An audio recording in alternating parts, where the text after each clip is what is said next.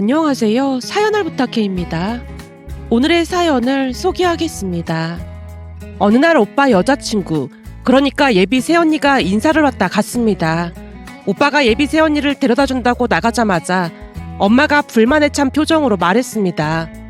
난 무슨 거인이 들어오는 줄 알았네. 거인은 무슨 거인이야. 난 키가 커서 부럽던데. 키가 커도 보통 커야지. 너무 크잖아. 엄마가 단단히 착각하고 있는 것 같은데 내가 볼 때는 예비 새언니가 큰 게 아니라 우리가 작은 거거든.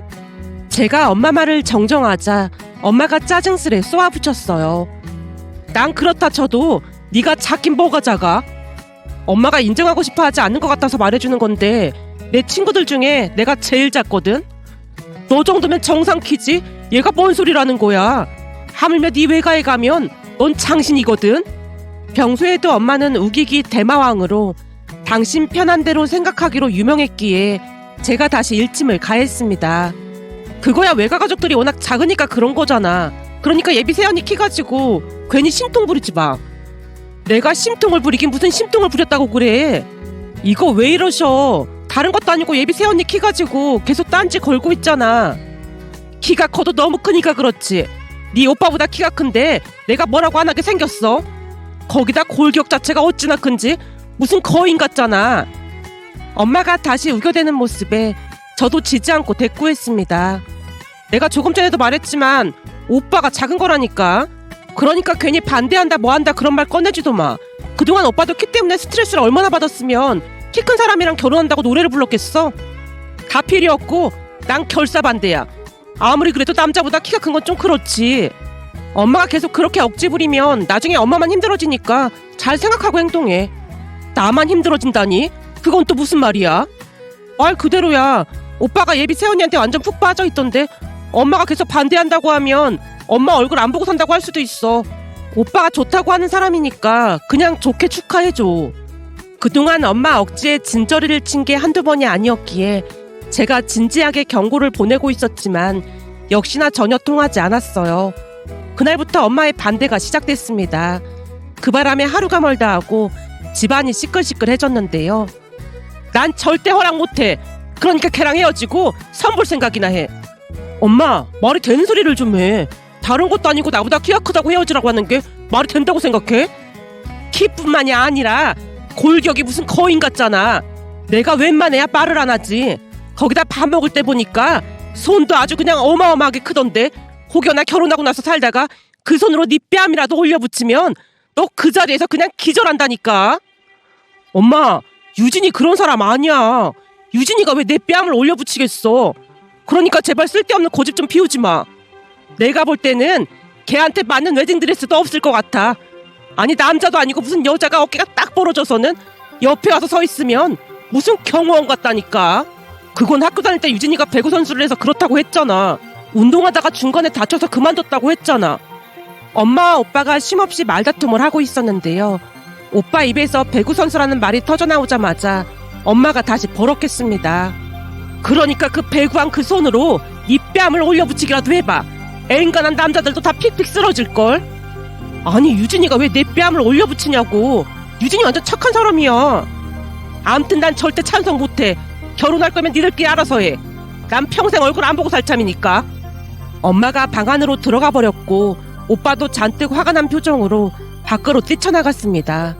그 모습을 고스란히 지켜만 보고 있던 아빠가 숨을 고르는 모습에 제가 걱정스레 조용히 입을 열었습니다. 아빠가 엄마를 말려야 하는 거 아니야?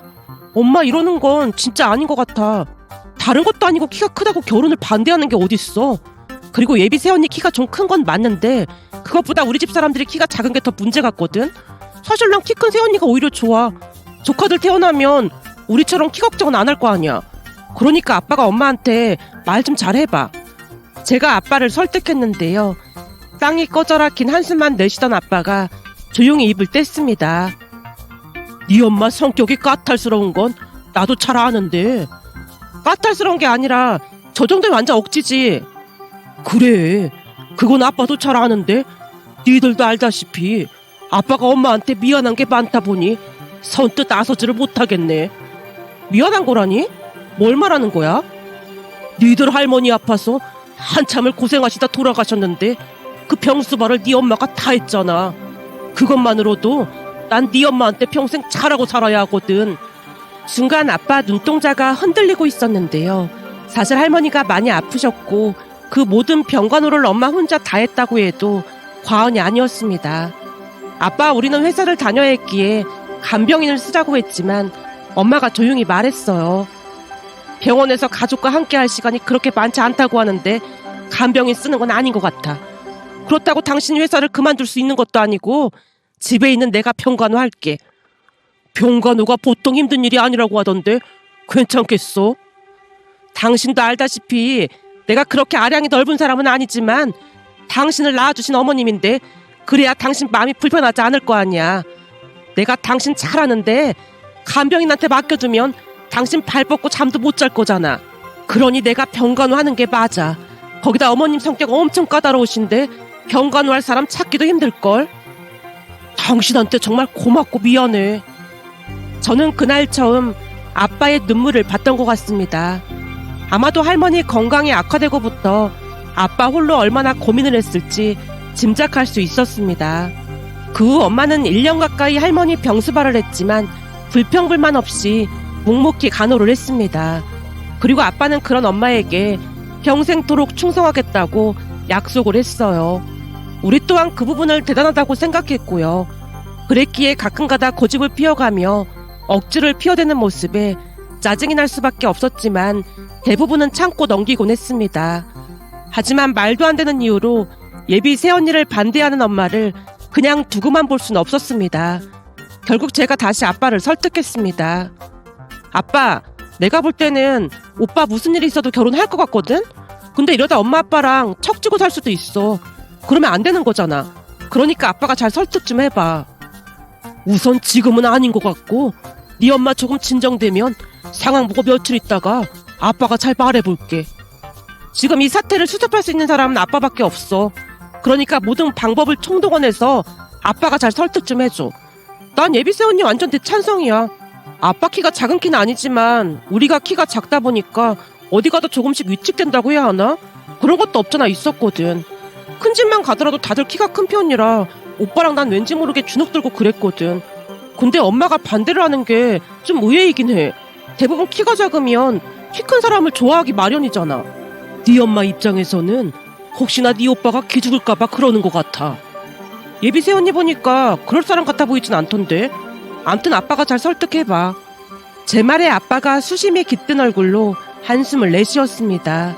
그렇게 엄마와 오빠의 냉전은 계속되었고 집안의 냉기만이 감돌 뿐이었습니다.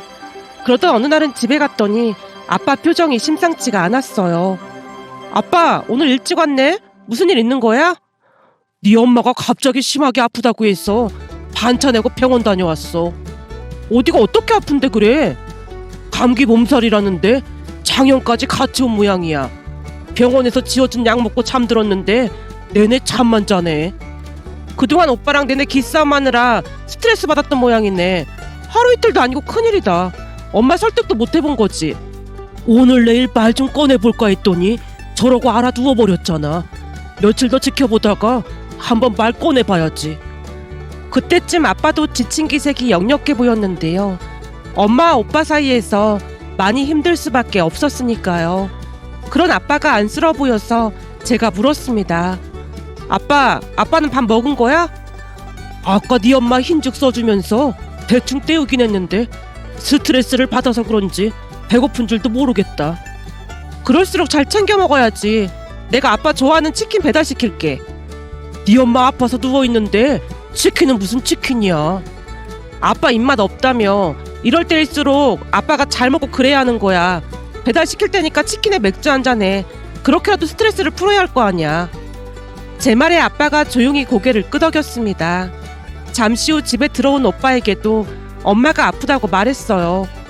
오빠 화나는 건 알겠는데 너무 몰아붙이지는 마. 다른 것도 아니고 키 때문에 반대를 한다는 게 말도 안 되는 거잖아. 나도 오빠랑 같은 생각이긴 한데 그래서 내가 며칠 동안 곰곰이 생각해봤거든. 근데 엄마가 우리보다 키가 더 작잖아. 그럼 엄마 입장에서는 새언니가 더 거대해 보일 수도 있을 것 같아. 그러니까 거인이다 뭐다 그런 말을 하는 거 아닐까? 그런가? 그냥 내 생각일 뿐인데 아무래도 그럴 확률이 높아 보여. 그러니까 내가 하고 싶은 말은 예비 새언니랑 만나는 시간을 좀 늘려보면 어떨까? 지금도 난리를 치시는데 그게 어떻게 가능해? 그건 내가 아빠랑 잘 상의해볼게. 암튼 우선은 엄마 아프니까 당분간은 오빠도 너무 심하게 그러지 마. 알았어. 그리고 신경 써줘서 정말 고마워. 제 말에 쑥스러운 듯 오빠가 머리를 긁적이고 있었는데요. 그동안 오빠도 마음고생이 심했던 모양으로 얼굴이 말이 아니었습니다. 그렇게 며칠 뒤 아빠와 제가 머리를 맞대고 방법을 찾았고 엄마 건강이 많이 좋아진 것 같아 넌지시 말을 꺼냈습니다. 엄마, 내 친구 윤주 알지? 윤주가 부산 가려고 펜션을 예약했다는데 갑자기 출장을 가게 됐다나 봐. 근데 취소하면 위약금 엄청 많이 물게 된다면서 나보고 가족들이랑 같이 다녀오라고 하더라고. 윤주가? 엄마 아픈데 병문안도 못 와봤다면서 미안해서 더 그런 모양이야. 감기 몸살인데 병문안은 무슨 병문안이야. 그나저나 윤주는 보면 볼수록 참 착한 것 같아. 말만이라도 고맙네. 그래서 말인데 우리 오랜만에 가족끼리 바람이나 쐬고 올까? 취소하면 위약금 내야 하는데 너무 아깝잖아. 다들 시간이 되나 모르겠네. 주말인데 시간은 괜찮지. 엄마 몸도 안 좋았었는데 바람 쐬고 오면 좋잖아. 그럼 윤지한테 우리가 간다고 할게. 그럼 그러던지. 엄마가 내심 좋아하는 눈치였습니다. 잠시 후 아빠가 제 방문을 노크하고 들어와서 물었어요. 근데 예비 며느리도 같이 갈 거라는 말을 언제 꺼내지? 그건 미리 말하면 안 될 것 같아. 당일날 예비 새언니가 와서 같이 간다고 하면 예비 새언니 면전에 대놓고 뭐라고는 못할 거야. 알았어. 이번에 일이 잘 풀려야 할 텐데. 아빠가 걱정스레 말하고는 방을 나갔는데요. 그 뒤 기가 막힌 일이 일어날 줄 누가 알았겠습니까? 며칠 뒤 주말이 됐고 계획했던 대로 부산으로 출발하기 위해 주차장으로 갔더니 예비 새언니가 기다리고 있었어요. 예비 새언니를 보자마자 엄마 표정이 굳어졌지만 제가 반가운 듯 말했습니다. 엄마, 언니가 엄마 걱정을 얼마나 많이 했는지 몰라. 어찌나 고맙던지 내가 같이 가자고 했어. 이러다 차 막히겠다. 얼른 출발하자. 라며 우리는 아빠 차에 올라탔고 오빠와 예비 새언니는 오빠 차를 탔는데요. 차에 타자마자 엄마가 불만스레 말을 꺼냈어요. 가족 여행 가는데 쟤는 뭐하러 불렀어? 언니가 엄마 걱정 엄청 많이 했다고 아까도 말했잖아. 너무 고맙고 미안해서 내가 불렀어. 그러니까 엄마가 한 번만 이해해줘. 아빠가 엄마 좋아하는 목걸이도 하나 사라고 해서 내가 사왔는데 화 풀고 즐겁게 지내다 오자. 뭐? 목걸이를 샀단 말이야? 아빠가 엄마 기분 전환해주고 싶다고 하나 사오라고 하더라고. 제가 엄마에게 목걸이를 건넸는데요. 목걸이가 마음에 들었던 모양인지 언제 그랬냐는 듯이 활짝 웃었습니다. 물론 그 모든 것은 철저히 계획된 것이었지만 목걸이로 인해 엄마 기분이 좋아진 것 같아 안도의 한숨을 내쉬었어요. 잠시 후 펜션에 도착을 했고 사전에 알아둔 부산 맛집에서 식사를 한 뒤 펜션에 돌아와서 와인도 한 잔씩 마시며 즐거운 시간을 보냈습니다. 그나마 다행이었던 것은 엄마가 대놓고 예비 새언니에게 함부로 하진 않았어요. 물론 밝은 표정은 아니었지만 예전과는 다르게 조금은 노력하는 모습이었습니다. 예비 새언니에게 이런저런 질문도 하고 기분 좋게 잠자리에 들었는데요. 그때쯤 저는 잠이 안 와서 소파에서 휴대폰으로 영화를 보고 있었어요. 그렇게 모두 잠이 들었고 시간이 얼마나 지났을까요? 부모님이 자던 방에서 아빠가 놀란 목소리로 소리쳤습니다. 그 소리에 제가 놀란 채 방으로 뛰어들어갔는데요. 안 됩니다. 절대 안 됩니다. 차라리 저를 데리고 가세요. 이렇게는 못 보냅니다. 절대 못 데려가요. 여보, 왜 그래? 눈 좀 떠봐. 엄마가 아빠를 흔들어 깨웠고 아빠가 화들짝 놀란 채 눈을 떴는데요. 엄마를 보자마자 아빠가 다급한 목소리로 물었어요. 당신 괜찮은 거지? 난 괜찮은데 당신이야말로 괜찮은 거야? 아유, 10년 감수했네. 꿈이었네, 꿈이었어. 대체 무슨 일인데 그래? 엄마 질문에 아빠가 거실로 나와 소파에 앉았는데요. 오빠와 예비 새언니도 화들짝 놀란 채 거실로 나왔습니다. 유진아, 네가 생명의 은인이다. 도와줘서 진짜 고맙다. 너 아니었음 진짜 큰일 날 뻔했어. 아빠가 눈물까지 그렁그렁한 채 예비 새언니에게 감사 인사를 했고 예비 새언니가 어리둥절한 표정으로 어쩔 줄을 몰라 하고 있었는데요. 저기 제가 뭐 한 게 없는 것 같은데요? 한 게 없긴 왜 없어. 너 아니었음 저승사자가 우리 집사람을 데리고 갈 뻔했는데. 뭐? 저승사자? 아빠 대체 무슨 말을 하는 거야? 저승사자라는 말에 어찌나 놀랐던지 제가 눈을 커다랗게 뜨고 물었는데요. 아빠 입에서 충격적인 말이 새어나왔습니다. 말도 마라. 내가 지금 말이야 아주 무섭고 기가 막힌 꿈을 꿨지 뭐냐. 꿈에서 새카만 두루마기에 갓을 쓴 저승사자가 들어와서는 당신 어깨를 붙들고 데리고 가려고 하는 거야. 뭐? 저승사자가 나를? 그 와중에 당신은 못 간다고 막 내 팔을 잡고 늘어지지. 나는 저승사자한테 절대 못 데려간다고 소리를 치고 있었는데 그때 우리 유진이가 들어오더니 막아서더라 그 말이야. 네? 제가요? 그래. 네가 저승사자 앞을 딱 가로막더니 우리 어머니 절대 못 데려간다고 소리를 지르는 거야. 그랬더니 저승사자가 비웃으면서 널 밀치려고 했거든. 근데 그 순간 네가 저승사자 뺨을 있는 대로 날려버렸지 뭐냐. 꿈인데도 쫙 하는 소리가 어찌나 크던지 나도 깜짝 놀랐는데 저승사자도 놀랐던지 한동안 정신이 나간 것처럼 멍이 서 있더라니까. 저기다 목이 타서 그런데 물 좀 가져다 줘. 아빠 말에 제가 물을 가져다 드렸는데요. 물을 들이키고 있던 아빠를 엄마가 다그쳤습니다. 그래서 어떻게 됐는데 빨리 말 좀 해봐. 당신이 그 저승사자 얼굴을 한번 봤어야 했는데 뭐 이런 황당한 일이 다 있냐는 얼굴로 유진이를 노려보고 있더라니까. 그런데 그때 마침 어디서 닭이 우는 소리가 들려오는 거야. 닭? 요즘 집에 닭이 어딨어. 꿈인데 그거야 나도 모르지. 근데 닭이 우니까 저승사자가 허겁지겁 갓을 고쳐 쓰고는 연기처럼 사라지더라니까. 생긴 게 어찌나 무섭게 생겼던지 딱 보니 저승사자인지 알겠더라고. 아빠가 다시 물을 들이키자 믿을 수 없다는 표정으로 엄마가 다시 물었습니다. 당신 혹시 거짓말하는 거 아니야? 이 사람아, 거짓말이면 내가 자다가 그런 창고대로 하겠어. 그렇게 연기를 잘했으면 내가 유명한 배우가 됐겠지. 맞아 엄마, 내가 거실에서 들었는데 진짜 장구대가 장난 아니었어. 근데 엄만 진짜 좋겠다. 갑자기 그건 무슨 말이야? 아니 내가 들어보니까 아빠가 엄마 대신 아빠를 데리고 가라고 막 소리를 지르더라고. 거기다 언니도 저승사자를 막았었다며. 그런 생사가 오가는 상황에서 이런 대접을 받는 사람이 몇이나 되겠어? 진짜 부럽다 부러워. 나도 꼭 아빠 같은 남자랑 결혼해야겠어. 그리고 언니, 비록 꿈이지만 우리 엄마를 지켜줘서 정말 감사해요. 네? 저한테 고마워할 일이 아닌 것 같은데요. 아니긴 왜 아니에요. 우리 엄마 못 데려가게 저승사자 뺨따구를 날렸잖아요. 배구 선수 출신 언니 손에 그렇게 됐으니까 저승사자도 몇 주 입원해야 되는 거 아닌지 모르겠네요. 암튼 이렇게 든든한 며느리가 있어서 엄만 진짜 좋겠다. 그렇게 제가 분위기를 띄웠는데요. 사실 그때쯤 엄마가 도깨비라는 드라마에 푹 빠져 있었기에 절호의 기회라는 생각이 들었으니까요. 그리고 엄마도 긴가민가 하는 것 같아 보이긴 했지만 우리가 계속 분위기를 띄우자 확실히 믿는 듯해 보였습니다. 다음날 펜션 밖에서 산책을 하던 아빠에게 시치미를 떼고 물었어요. 아빠, 연기 진짜 장난 아니던데? 이참에 배우로 직업을 전향해 볼 생각은 없는 거야? 뭐? 배우라니 그게 무슨 말이야? 아니 새벽에 보니까 연기가 아주 수준급이던데 갑자기 저승사자 이야기를 할 줄은 진짜 꿈에도 몰랐네. 이건 사전에 나하고도 얘기가 안 됐던 거잖아. 덕분에 엄마가 언니를 바라보는 눈이 완전 달라졌어. 너 뭔 소리를 하는 거야? 연기라니? 새벽에 아빠 연기한 거잖아. 그럼 넌 아빠 말을 안 믿었단 말이야? 아니 말도 안 되는 소리잖아. 뜬금없이 저승사자가 뭐야 저승사자가. 거기다 언니가 저승사자 뺨을 올려붙였다니 그 정도면 영화를 만들어도 손색이 없을 정도잖아. 제가 믿기지 않는다는 듯이 아빠를 바라보고 있었는데요. 세상 진지한 표정으로 아빠가 대답했습니다. 난 꿈에서 본 거 그대로 말한 거야. 거짓말 아니야. 뭐? 그럼 진짜 저승사자가 나왔단 말이야?